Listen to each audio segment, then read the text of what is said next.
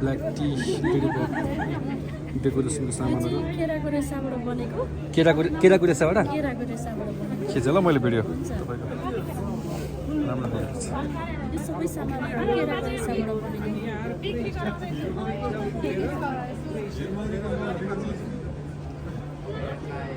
एकदमै झुन्ड्याउने घडी पनि राम्रो खालको रहेछ त चल्छ ऐना छ घडीहरू रोटी राख्ने छ कहाँ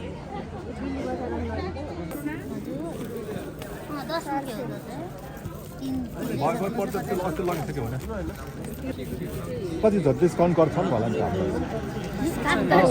प्रोग्राममा उहाँ पनि छनौट गर्नुहुँदैछ धेरै खालको उत्पादनहरू छ तर